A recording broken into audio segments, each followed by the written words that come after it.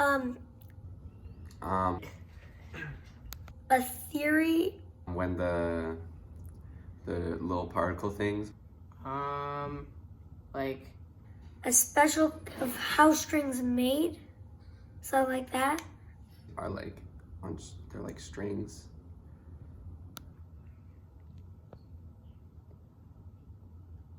it's like something that brings all like the atoms together.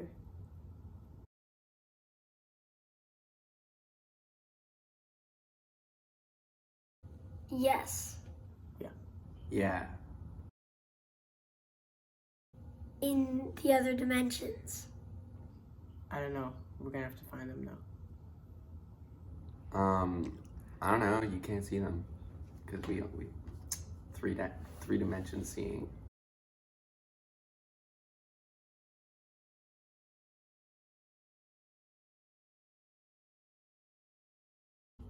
What do you think that is? I have no clue. What do you think that is? Looks like 8 dimensions. I don't know. Is that string theory? Like, looked like it could be cheese that had a lot of holes in it. An altering dimension thing, I guess. String theory, a cosmological theory based on the existence of cosmic strings. Since the dawn of time, we have been fascinated by the universe and what it is made of. All matter is made up of molecules, which break down into atoms. As we zoom in further, we can see protons, neutrons, and electrons, which are all the components of atoms. Even further, there are 6 types of quarks, 6 leptons, and 5 bosons. As you can see, there are the quarks here, the leptons here, and the bosons here. The Standard Model is a collection of these 17 elementary particles that together make up our entire universe. Fermions, which include quarks and leptons, these, form matter and have mass. Bosons, here, communicate forces and are mostly massless. For example, electrons are leptons and thus types of fermions. And these make up atoms. And the photon, which is a boson, is the mediator of the electromagnetic force. Each particle has properties specific to itself. These properties include mass, charge, and spin. For a long time, scientists thought that was as far as it went, but they felt like they were missing something. After all, why would the one true building block to everything in the universe be 17 distinct things? Now, many scientists believe that there is one more level: strings. The hunt for a unified theory. There are 2 rivaling disciplines in physics: general relativity, which helps us to describe interactions in our reality on the cosmic scale, and quantum physics, which helps to describe things at the subatomic level. The problem is, neither discipline works at both scales. One problem with quantum physics and its elementary particles is that light is also made up of these particles. Therefore, it is very difficult to know exactly what these particles look like because we physically can't see them. In order to see something, light waves have to bounce off that object and back to our eyes. However, because they are similar in size to the light waves, the visible waves just pass over them. As you can see right here, this pink thing is a light wave, and these little things are elementary particles. So you can see it's not hitting any of them, it's just kind of going around them and not hitting them at all. In order to solve this problem, we can create electromagnetic waves with more and smaller wavelengths. However, this means they have more energy. Therefore, when a particle is touched with one of these high energy waves, it changes. In summary, by looking at a particle, we change it. This means we can't really describe the nature of elementary particles. To simplify them though, we decided to represent them as points, which allows us to do math with them. So, as you can see right here, we've chosen a very specific point in 3 space, and then we act like the elementary particle is exactly right there, even though it really isn't. These point-like particles make up the Standard Model. Quantum mechanics can't explain things that are visible to us because everything's so small, and general relativity's equations, when trying to explain gravity on a quantum level, suggests there are many black holes everywhere, which is just wildly untrue.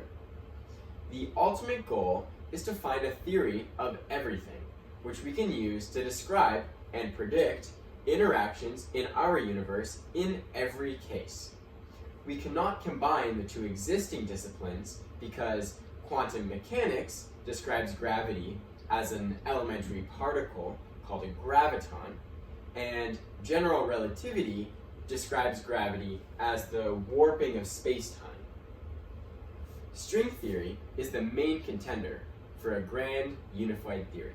Now, I'm going to explain extra dimensions.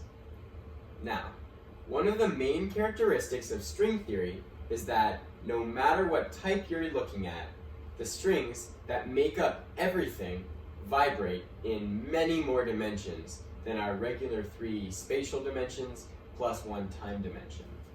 String theory is very mathematically based on part of the math from quantum mechanics and general relativity. Some of the equations in string theory, however, have a proportionality constant c in it, called the central charge. When we manipulate these equations and set them equal to each other, we can see that they only make sense if c is equal to 26. This c is the dimensions of space that string theory is defined over. So now, we see that we need 26 dimensions to not have absurdities. This is why the first string theory, or the bosonic string theory, needed 26 dimensions. However, that only made use of the bosonic particles in the world, and not fermions. Once a new theory called supersymmetry came into play, which includes the fermions in the equations were changed, which made the new c value 10. This means we would need 10 dimensions for everything to make sense. But how are there more than 4 dimensions, you might be thinking? The most important thing to know is that they aren't the same kind of dimension as the 3 we know so well. Most theories state that the other 6 dimensions are very small and condensed. Anything moving along these dimensions' directions would return to its initial starting point almost instantaneously. And the fact that the dimension is smaller than the smallest particles means that it cannot be observed by conventional means. This concept might not make much sense, but here's a good example to help visualize what's happening. Okay, imagine there's a tightrope between 2 cliffs. To the tightrope walker, the wire is just a one-dimensional line, but to a colony of ants crawling around the wire, the rope has a second dimension, its thickness. In the same way that the tightrope walker sees 1 dimension, the ants see 2. We could just see 3 dimensions of space, while the strings in string theory could see 9. The second dimension is too small for us to see, but for the ants, it makes a big difference. In the same way an ant could disappear on the underside of the wire, which is the extra circular dimension of the wire, and then reappear in another position on the wire, in a 2-dimensional world, where everything's just a plane, somebody could disappear by going into the third dimension, which is up or down, and then move, and then reappear in a completely different position, like Pac-Man. These extra dimensions aren't just a fun thought experiment. They're also supported by math. Okay, let's start with 2 dimensions, which is represented as a rectangular grid marked with an x and y axis and a coordinate system. The Cartesian plane is a 2-dimensional space because we need 2 coordinates to identify any point within it. Therefore, a circle with a radius of 1 can be described by the equation x squared plus y squared equals 1. So there are 2 variables for 2 dimensions. It's easy to see how we can add a third axis. Thus, with an x, y, and z axis, we can describe the surface of a sphere. Like this. A sphere's equation is x squared plus y squared plus z squared equals 1. So there are 3 variables for 3 dimensions. Every point is uniquely identified by 3 coordinates. Now, what if we add a 4th dimension and call it p? Now, I can write an equation for something that I claim is a sphere sitting in 4-dimensional space. Its equation would be x squared plus y squared plus z squared plus p squared equals 1. So 4 variables for 4 dimensions. I can't draw this object for you, but mathematically, the addition of this extra dimension is logically consistent. There's no reason why I can't create a 4th dimension just because we can't see it. Mathematically, I can describe a sphere in any number of dimensions I choose. All I have to do is keep adding new coordinate axes. For string theory, in most cases, we believe strings vibrate in 10 dimensions, the 3 normal spatial dimensions, time, and the 6 hidden dimensions that we can't detect. So right here, you can see this is a multi-dimensional figure. And over here, this is a 3-sphere or a 4-dimensional sphere. Quantum strings are 1-dimensional lines of energy that vibrate in 10 dimensions. And here, we're about to show you our demo. One reason for strings would be their simplicity. Elementary particles have distinct properties that do not affect each other. For example, mass does not affect spin. It's clunky to have a theory of everything where there are so many different elementary particles with seemingly unrelated properties. String theory fixes this by having one main property: length. Length would determine its allowed frequencies and thus decide which particle it will become. This makes everything more elegant in the sense that all matter is comprised of one fundamental substance with minimal unrelated properties. Strings come in 2 forms: closed strings, like these, and open strings, like these. An open string has ends that don't touch each other, while a closed string is a loop with no open end. It was eventually found that these early strings, called type 1 strings, could go through 5 basic types of interactions. As you can see here, these are the 5 different types of interactions. The closed strings are very important to physicists because they might describe gravity. This means that in string theory, the graviton would not suggest mini black holes when used in the math, similar to the Standard Model, because it would be loop-like instead of point-like. This would eliminate the problem of gravity occurring from a single point, which is mathematically similar to black holes. Now, let's get down to the physics and math of this. For each of these equations, we will discuss their importance and how they are used. First, we have Dirac's equation. This is Dirac's equation, and he is the person on the left. This first equation is the original, but after some simplifying factoring, and collapsing different pieces into symbols, this second equation was derived. This equation. For example, that big sigma with the alpha and p over there is a sum of matrices, where matrices are a group of numbers. That whole big thing got boiled down to the letter that looks like a y in the second equation, as you can see right there.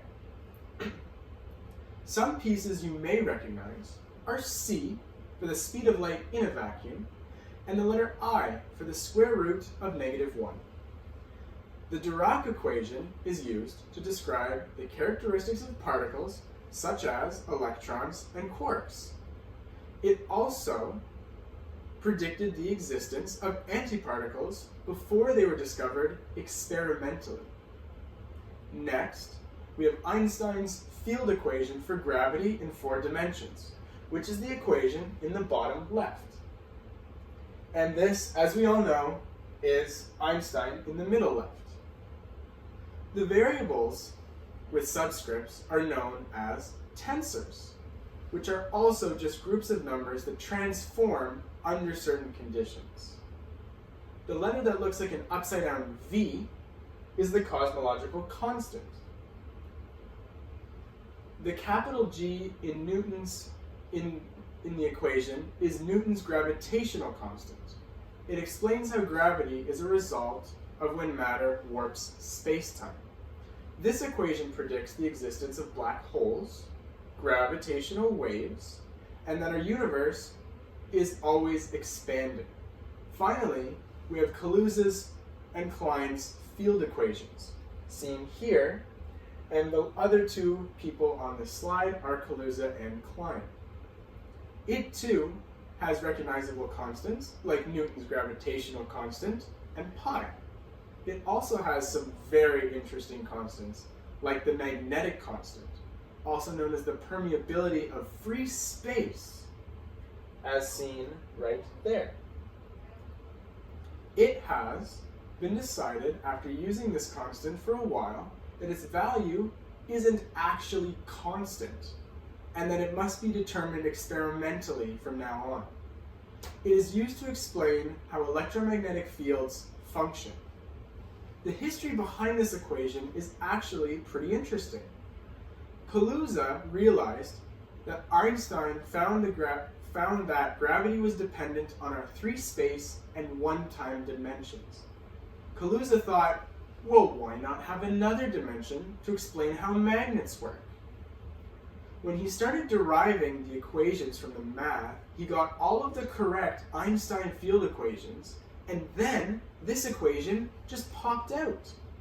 This planted the seed that some math problems can be solved by just adding extra dimensions, and this has been very beneficial for string theory. Okay, now we're going to talk about supersymmetry, which is one of the reasons why string theory is only in 10 dimensions and not 26. Supersymmetry, or SUSY for short, is a proposed relationship where for every fermion in the standard model, there exists a superboson with the same properties, and for every boson, there's a superfermion. At first, the superpartners were predicted to share the same mass. However, now they've been determined that for them to exist, they would have to be much more massive than their standard model partners. When naming these superparticles, physicists added the S prefix to each fermion superpartner and the suffix ino at the end of the boson superpartners, with some exceptions, of course. For example, the fermionic top quark becomes the stop squark. See that S is at the beginning? And the bosonic photon becomes a photino. Note the ino at the end. These particles are very important since they allow scientists to drop the amount of dimensions from 26 to just 10 without all the math breaking down. Scientists believe that these particles require a lot of energy to exist, So they would have mostly existed right after the Big Bang, where there was so much heat and energy. However, now the universe is so spread out that these particles have become lower energy particles. For example, the elements really high in the periodic table can only be manufactured with the use of lots and lots of energy, and they only last for a few seconds before they go back to lower numbered elements, which are much more stable. Currently, we believe these superparticles are present in high energy interactions, like supernovas. So right here you can see a little comic of the superparticles, and as you can see that these are the little guys from the standard model, and then their super partners are a lot bigger. Here is some cutting-edge technology in the pursuit of proof. We are nowhere near proving string theory, as it is very hard to prove experimentally. This is partly because the strings are smaller than photons. However, it is still being attempted. Scientists tried using the Large Hadron Collider, as seen there, a device that smashes particles together at very high speeds for two reasons. If they could smash the right particles together, they could have found SUSY particles, which would help to prove symmetry. Also, if they could smash particles together and lose track of some energy or particles, they might have been able to prove the existence of extra dimensions, because the law of conservation of energy shows that energy cannot be added or lost. This means the particles would have had to escape into one of the hidden dimensions. Although neither of these phenomena have been observed. This means either they are wrong, or that the particles just take more energy than anticipated to split apart. The problem with this theory is that the LHC is the largest particle accelerator on Earth right now, at 27 kilometers. And scientists assume that a manufactured particle accelerator would have to be the size of our universe to get to these high energy collisions. String theorists in Antarctica have a different approach. ANITA, seen here, or Antarctic Impulse Transient Antenna, is an array of sensors attached to a giant helium balloon that flies at 37 kilometers above the Antarctic ice sheet. Its job is to detect special particles called high-energy neutrinos that pass through the Earth. These particles are created when a supernova shoots particles at speeds that are billions of times faster than the particles in the LHC. And then these particles collide with each other and break apart into neutrinos, among other things. These neutrinos almost never collide with matter and are very rare. Normally, these neutrinos are only strong enough to be detected when they just skim the surface of the Earth at an angle. As you can see in that diagram, it shows different particles going through the Earth at different angles. So, scientists were amazed when two high-energy neutrinos were detected that went right through the whole Earth. Scientists were confused at first because no normal particle could produce a neutrino that powerful. String theorists explained that there was actually a SUSY particle that was perfect for the job. The STAU is the SUSY tau particle, and would have interacted with the ice in just the right way to decay into these high-energy neutrinos. There are other very unlikely possibilities for what happened. So, ANITA will keep gathering data and hopefully prove supersymmetry in the near future. Now, I'm going to talk about M-theory, which is the most recent development in string theory. In 1994, string theory became stagnant. There were 5 separate theories, all in 10 dimensions, but they all had slightly different conditions, and the math was a bit different for each. However, in 1995, it was suggested that these 5 current theories could be combined with some rules of 11-dimensional supergravity to make a single unified theory called M-theory. This theory utilizes 11 dimensions and membranes. This is allowed because physicists noted that these 5 string theories are actually related by multiple dualities. Now, a duality is a situation where 2 seemingly different physical systems turn out to be equivalent in a non-trivial way. If 2 theories are related by a duality, it means that one theory can be transformed in some way so that it ends up looking just like the other theory. So, the 2 theories are mathematically different descriptions of the same phenomena. One of these dualities is S-duality. It was shown that one type of string theory, which has the variable g, is equivalent to itself with the variable as 1 over g, as you can see right here. Similarly, a different type of string theory with the variable b is equivalent to another type of string theory with the variable as 1 over b, as you can see in the top. The other important duality is T-duality. T-duality is very similar as S-duality, except it's when strings vibrating on a circle of radius r is equal to strings vibrating on a circle of radius 1 over r, but with their characteristics switched. Now, as you can see on this diagram, the 5 types of string theory can be put into 2 groups. Fortunately, 2 types of string theories are closely related to a gravitational theory called 11-dimensional supergravity. So, by grouping the theories using dualities, like this, and then relating them based on the equations of 11-dimensional supergravity, it can be said that all 5 separate types of theories are just different special cases of a single theory, known as M-theory.